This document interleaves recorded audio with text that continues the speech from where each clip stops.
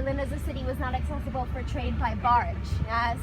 The importance of Berlin truly changes with the movement of the Hohenzollern family up here from the southwest of Germany. Yes, they found a country called Prussia. Berlin is the capital of Prussia. And I'll be talking about these men quite a lot today because they're the ones who are really responsible for making the city of Berlin a place that people do still come and visit today. Yeah, they are all named the same thing though. They're named either Frederick William or Frederick William. There will be a quiz later. Frederick I crowned himself king in Prussia in 1701. Quite important for being that first king in Prussia. However, probably best known of that particular family is his grandson, Frederick II or Frederick the Great. Yes, Frederick the Great was known as an Enlightenment despot. Yes, so while being a patron of the arts, sciences, education, he was an imperialist. He did wage quite a few wars, and that would create Prussia as the largest political and military power during his reign. Yes, and he reigned until 1786 upon his death, and from that point forward, the Hohenzollern family pretty quickly goes downhill. Yeah, I'll skip forward a little bit to 1871, because before 1871, there was no such thing as a country called Germany, right? There were smaller German-speaking nations and principalities throughout Central Europe. I mentioned Prussia. You might have also heard of places called Bavaria, Saxony, Hessen, right? These are all self-governed nations in their own right, yes? And by 1871, Prussia, as I said, by far the largest of these, has just fought 3 very victorious wars in the span of 7 years. Yeah, these are wars with Denmark, Austria, and France. These wars put them in a position of power to be able to unite all of these German-speaking nations for the very first time in history, and they do, of course, call that the German Empire, right? Now, something pretty important for us today about 1871 is the fact that Austria, while being a German-speaking nation, definitely not a part of the German Empire. Yes, they're a very large, very powerful empire in their own right at that point. Austria is.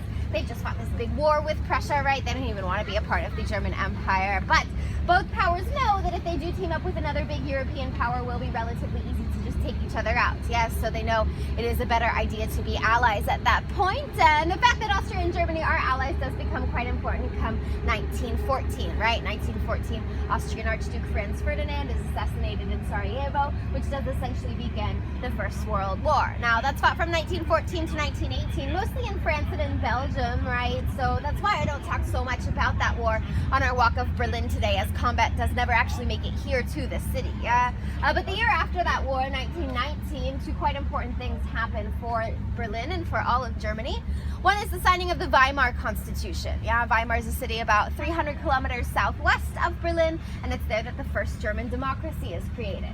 It's shaky, it's unstable, of course, but it is the first time that Germany has ever been a democracy nonetheless, right? And that's a pretty important stipulation of the other thing to happen in 1919, which is, of course, the signing of the Treaty of Versailles. All right, Treaty of Versailles talks about the ending terms of the First World War, and among a lot of other things, it does say that Germany has to be a democracy, right? Germany cannot have an air force. Germany's army downgraded to 100,000 men, and they also are forced to pay massive war reparations, right? Now, a country and an economy after war as large as the First World War is generally not in a place to repay the massive amount of reparations that are demanded of Germany at that time. And so the German government thinks that it'll be a great idea to print out more of their currency. Yes, this will devalue the Reichsmark, hopefully make it less desirable to those Allied powers demanding so much money from them. If you know at all about economics, though, you do know that that is generally not how it works, right? It just leads to massive hyperinflation. Yes, the height of hyperinflation in Germany is in November of 1923, and at that point, 4.2 trillion Reichsmarks are equal to $1 US, right? So the Reichsmark is 1/3 of a US cent. It is worthless. People burn it because it's cheaper than buying coal, yeah? It stabilizes a little bit the next year in 1924 when the United States offers Germany some loans with which they can help repay those reparations. Also does, of course, very closely tie the German and American economies together. And what happens in the U.S. in 1929? Well, stock market crashes, yeah? First month in the U.S. stock market crash, 450,000 Germans lose their jobs. That's 1/3 of Berlin's workforce that is out of employment, yeah? It's a major time of uncertainty, both socially and economically, for the city, for the country. People don't trust the banks, they don't trust the government, they don't trust their neighbors. Yeah? And in times like this, historically speaking, when people go to vote, when they go to the polls, they do generally tend to vote for extremes. Yes?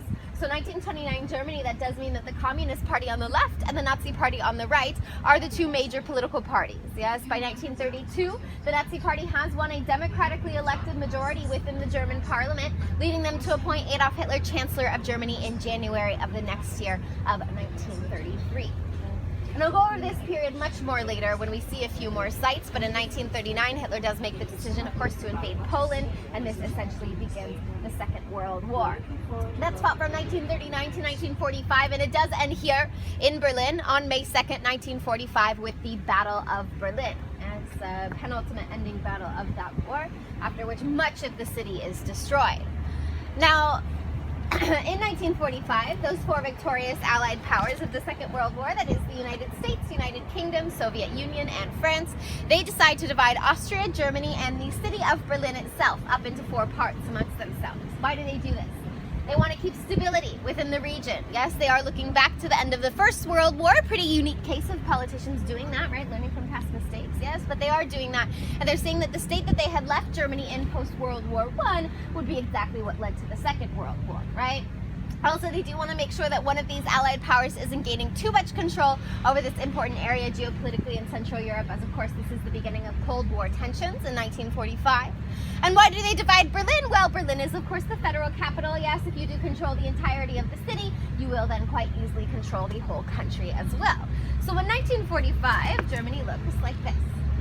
You've got your American zone here, French, British, and Soviet. Now, if you see this small dot of color here, in the middle of that sea of red, that's the city of West Berlin, right?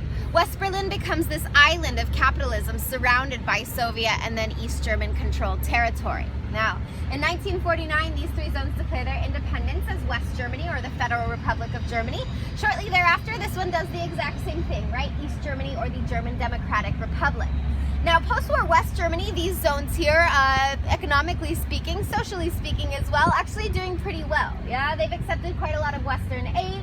They rebuild factories, they use advanced technology, they fill those factories up, they're producing at maximum speed, right? They've got bananas, they've got oranges, they've got rock and roll concerts, and it's almost exactly the opposite over in the East, right? Because East Germany is functioning under a planned economy, it is quite stagnant, freedom of speech and movement are starting to be clamped down on, and people know in the East just how good life is over in those Western zones because they all listen to West German radio on a daily basis, right?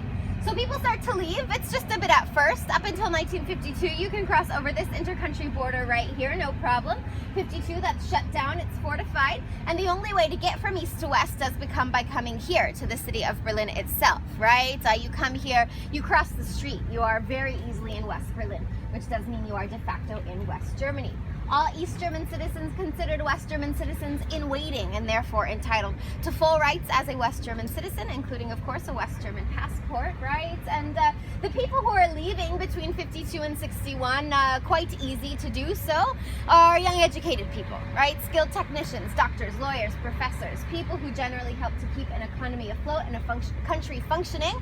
And not only does East Germany's population take a huge hit from this massive movement of people, but their economy definitely begins to suffer as well, right?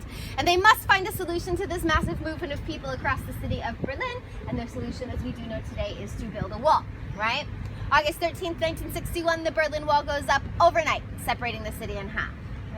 And I'll talk about this period and the wall quite a bit more later. We'll see a piece of the wall towards the end of the tour as well, but it doesn't work. Yeah, we know that as well. November 9th, 1989, the wall comes down.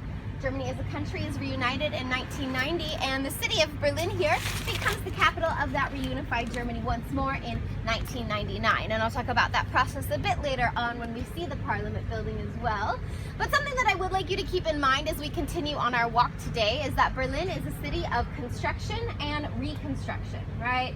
So as I said, by the end of the Second World War, a lot of the city had been damaged. Actually, 80 to 85% of the city center had been damaged or destroyed, right? So that means when you look at the buildings that we're seeing today, if you ask me if they're original, 80 to 85% of the time my answer is going to be no, right? Our reconstructions, though, most of them are very faithful to what was once there, yes? Also, of course, Berlin was once two cities. To make those two cities back into one again definitely takes a whole lot of construction, and we'll be seeing quite a lot of that along our walk today as well. Yeah, our walk will be about 3.5 hours today. We will take a break a little over halfway through to use the restroom, grab some snacks, whatnot. It is meant to rain towards the end of our tour, so I hope everyone is prepared for that. I'll try and keep us out of it as much as I possibly can, right? Are there any questions right now? I know it's a lot of information to throw at you all at once, but it does